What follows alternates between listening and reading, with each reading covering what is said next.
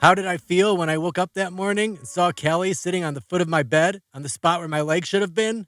In a word, complete. Callie, I whispered, at the same time depressing the Demerol drip button clenched firmly in my human hand. Shit, had I been doing that in my sleep? Forget it, I told myself. Unless that's why you're seeing Callie sitting on your bed. Pinch her. What? Yeah, I know it's cliche, but do it. She might be a hallucination. And so I went to pinch Callie's leg, but stopped short because my first instinct had been to use my favored hand that, being robotic, could have pinched away a piece of flesh. Demerol made it difficult to control how hard I squeezed. So instead, I slapped her leg with my human hand, and she did a little jump. That meant she was real. Awesome, I said. Jesus, what are you on drugs? Callie asked. Yes, I said, but I stopped drinking. The drugs are from doctors. What are you on? What? Oh, I don't know. Whatever that is. I looked over to the suspended bags of medicine and whatnot parked next to me. Does it say?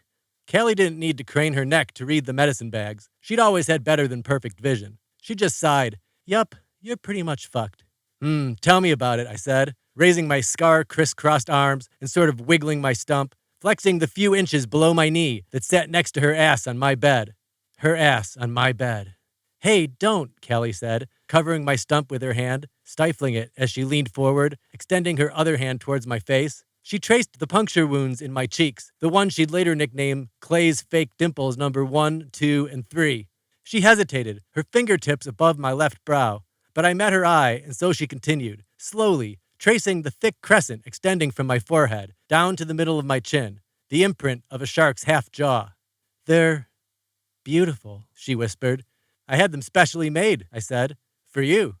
Callie looked from my skin back to my face, met my eyes again, and said, thank you. As it turned out, I never needed to buy that house in New York after all. Hell, when I brought it up to Callie, she didn't even remember at first, and then she laughed. That house? Clay, why would you buy that house in New York? You hate New York. Right, exactly, I said. I bought the house so we could live there. In a place that you hate. Yes, that's the whole point. I fucked up. And then my inner monologue told me something interesting. You're a Buddha, it said. This is serious. Slow down. And so I did. I fucked up, I said, narrowing my eyes, and I should suffer. Wow, Callie said. No, I should. I should. I wonder what dosage they have you on. Callie, listen. I tried to pull her to me, climbing her flowery shirt with my good hand. Listen, I just wanted to show you how I've changed. I have, you know. Were there more than one Buddha, I wondered? And could Buddha be plural? Like how the plural of fish is fish? No, concentrate on what you're saying, Buddha. And I'm ready to commit to you, I said, forcing my eyes wide and my face as tranquil as I could, fighting the drowsy look of the drugs. And to a life with you, I'm also committed. I'm not afraid anymore. So you bought a house? Yes. I couldn't just show up with an apology. Not that I'm not sorry, 'cause I am. The Buddha feeling, the sense of calm, it wasn't just all the drugs. It was something about being disabled. I know how it sounds. It sounds wrong, but it gave me a real sense of moral superiority.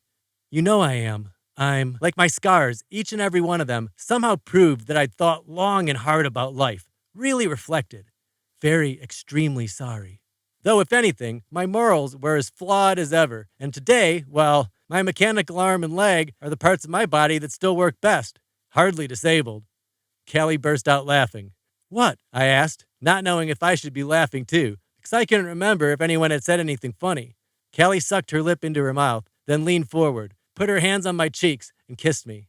Not a long, passionate kiss, but not a short one either. Somewhere right in between. No tongue for the Buddha. Then she sat back and said, Clay, you smuggled yourself halfway around the world and swam through shark-infested waters for me. I think I believe you're serious. And not afraid. I didn't know it at the time, but I can say right now, with full confidence, that that was the happiest moment of my life. Why? Because I had my Callie back, and I didn't have to live in New York. And all things considered, hell, it only cost me an arm and a leg.